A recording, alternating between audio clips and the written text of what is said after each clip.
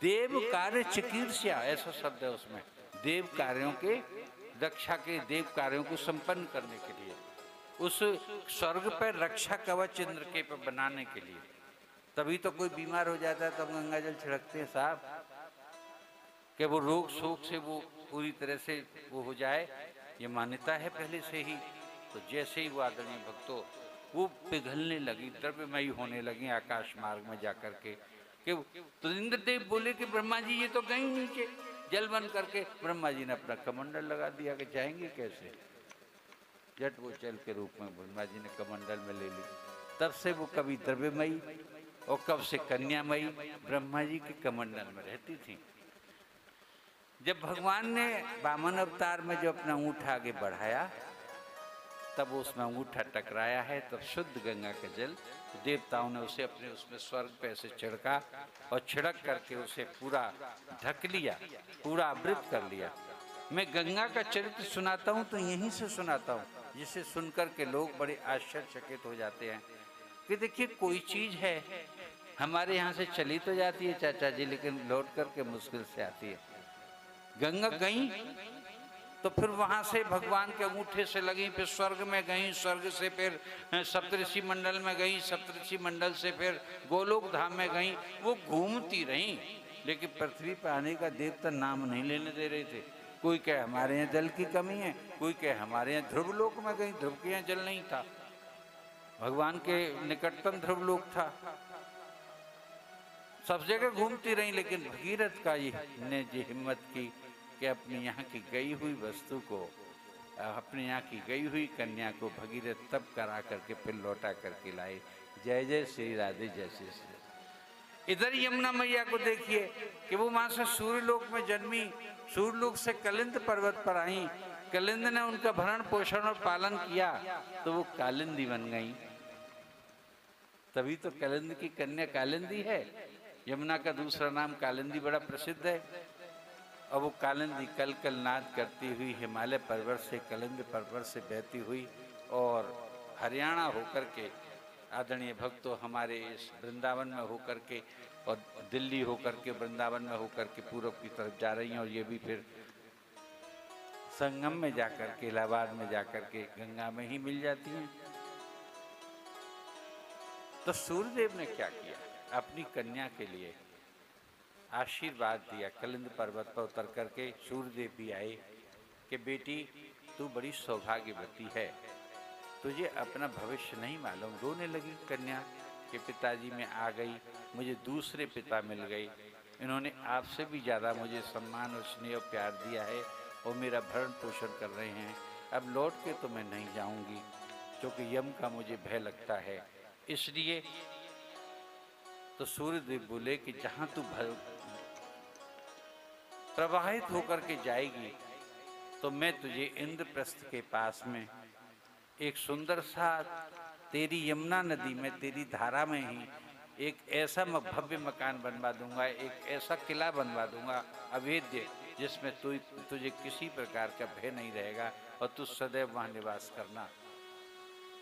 और तेरा एक दिन विवाह भगवान विष्णु के अवतार, पूर्ण अवतार श्री कृष्ण के साथ होगा, मेरा ऐसा आशीर्वाद है। बोलिए वृंदावन बिहारी लाल की जय। पिता आशीर्वाद देकर के चले गए। विश्वकर्मा को बुला करके उनको वहाँ भवन बनवा दिया गया। एक दिन जब इंद्रप्रस्थ में भगवान पांडवों के यहाँ आए हुए थे, इंद्रप्रस्थ जब बना लिया गया था, ये उस समय की विवाह की घटना है। तो भगवान स्वयं रथ चला रहे थे, अर्जुन पीछे बैठे थे, अर्जुन शिकार खेल रहे थे, हिंसक जंतुओं को दूर भगा रहे थे अपने क्षेत्र से, अपने नगर से। तभी खड़े होकर के भगवान ने देखा भी हो तो अनदेखी सी कर दी।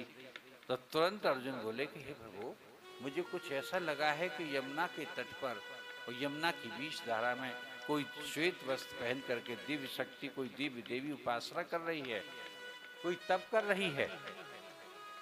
कि क्या कहते हो अर्जुन, तुम्हें हर वक्त औरतें ही दिखती रहती हैं, स्त्रियां ही दिखती रहती हैं? कि नहीं भगवान, मैं सत्य सत्य कह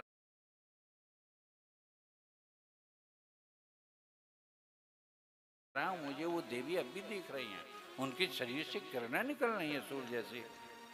वहाँ वो अपना रथ ले गई फिर अर्जुन ने ये कहा कि मैं जाता हूँ इन देवी के पास और पूछता हूँ कि आखिर आप कौन हैं।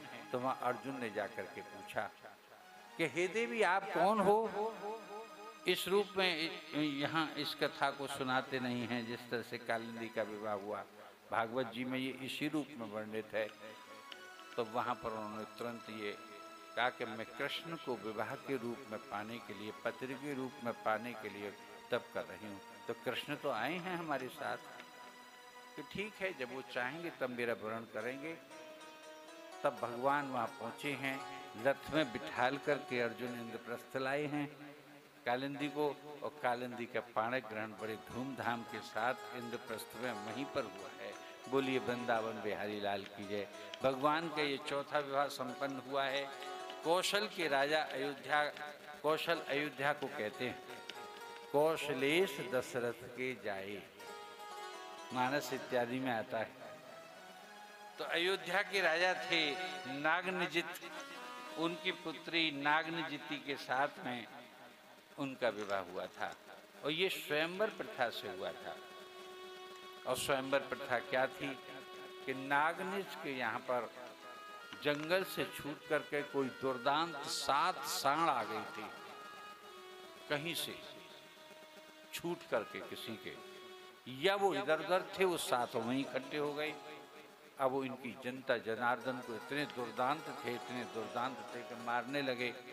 ये गोप्रिय थे, गोवंश प्रिय थे, इसलिए उन्होंने एक बाड़ा बनवाया उनके लिए और उस बाड़े में उन दुर्दांत 7 सांडों को या बछड़ों को इनको बंधवा दिया। और उनके लिए अब वो किसी को अगर चारा डालने भेजते, वो इतने दुर्दांत थे तो उसकी हत्या कर देते, मारते। उन्होंने बलवान से बलवान सेवक उनकी सेवा में रखे, लेकिन उन सांडों को पालने वाला कोई नहीं हुआ। पाल तो क्या को उनको कोई बांध भी दे। बोलिए वृंदावन बिहारी लाल की। मनुष्य की छाया मात्र देखते ही उसकी हत्या कर दिया करते थे। वो ऐसे सांड थे साहब दुर्दांत, भयंकर भयंकर सींगों वाले बछड़े। महाराज जी आप जैसों को तो वो 6 बार पटकते इधर हल्के फुल्के लोगों को। इसलिए वो ऐसे विकट सांड थे कि सांडों से तो बड़े बूढ़ों को वैसे ही बचना ही चाहिए। लेकिन तथापि क्या घटना घटी, तो उन्होंने घोषणा करा दी चारों तरफ कि मेरे सांडों को कोई पालने भरण पोषण करने या नाथने के लिए कोई व्यक्ति आवे तो मैं उसे उचित इनाम दूंगा। लेकिन जो कोई आता, कोशिश करता, वो उसे मौत के घाट उतार दिया करते थे। क्योंकि उन्होंने सीढ़ियाँ बनवाई, चारों तरफ से बाड़े बनवाए, लेकिन वो काबू में नहीं आते थे। एक दिन क्या अद्भुत घटना घटी कि 12-13 वर्ष थी इनकी पुत्री थी नग्नजिती, और खेली खेल में एक दिन वो खुला रह गया खिड़का, जिसमें के अंदर उनका बहुत बड़ा घेरा था। सीढ़ियों से 15-20 फुट नीचे उतर करके इनके बाड़े में गई और 7 के 7 सांडों को बांध बूंद करके सांकड़ों से और उनको मोटे मोटे रस्सों से बांध करके चली आई। वो कन्या खेली खेल में एक सहेली चंग चली गई उनकी। राजा आए और सुबह सुबह दूर से देखा कि आज मेरे सांड कैसे बंधे हुए हैं, ये तो बड़े उपद्रव मचाते थे और फेंक करके दूर से ही चारा डाला जाता था इनको। इंक्वायरी की गई, साहब किसने किया ऐसा कार्य, किसने किया ऐसा कार्य। तो फिर पूछा कि उस समय, तो उन्हें छोटी कन्या ने बताया, नागनजिती ने बताया, हम गए थे पिताजी, हमने उन सबको बांध दिया। अपनी भाषा में जब बताया जैसे कि बच्चे बताते हैं, तो पिता को बड़ा घोर आश्चर्य हुआ। तो उन्होंने क्या घोषणा कर दी कि मैं उसी पुरुष के साथ विवाह करूंगा अपनी पुत्री का, जो इन सांडों को नाथ लेगा और इन सांडों को अपने काबू में कर लेगा, क्योंकि मेरी कन्या ने अकेले ही उनको बांध दिया है। इतना बलशाली होगा, चूंकि बल पराक्रम पहले देख। अब तो दूर दूर से राजा आते, राजकुमार आते। ये स्वयंवर एक दिन नहीं चला था, अभी तो अनेक दिन, महीनों और सालों और वर्षों चला था, लेकिन उन सांडों को कोई नाथ नहीं सका था। जब कोई नहीं नाथ सका तो एक दिन जब वो श्यानी कन्या अधिक होने लगी, अपने अपने समय में, अपने अपने काल में बेटियों और बेटों के विवाह की उम्र अलग अलग निश्चित हुआ करती है साहब। जब राजा को लगा कि अब उम्र बढ़ रही है, इतने लोग आए हैं, वर्षों वर्ष निकल गए, कोई नाथ न सका, तो बड़ी दुखी हुए।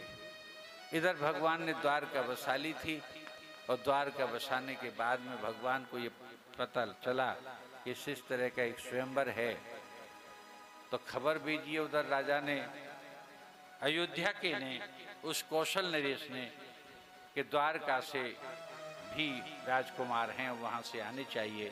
तो भगवान स्वयं बलराम जी के साथ पहुँचे हैं। बलराम बैठे रहे और भगवान ने नीचे जाकर के उन बालों उनको अपे तो नाथ भी दिया और उनको खोल भी दिया और बांध भी दिया।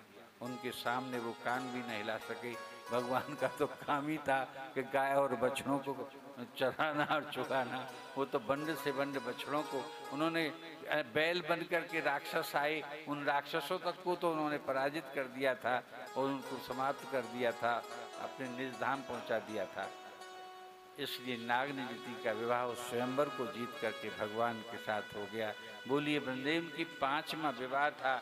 आदरणीय 6ठा विवाह उज्जैन के राजा बिंद और अनुबिंद थे, उनकी बहन मित्रविंदा के साथ हुआ था।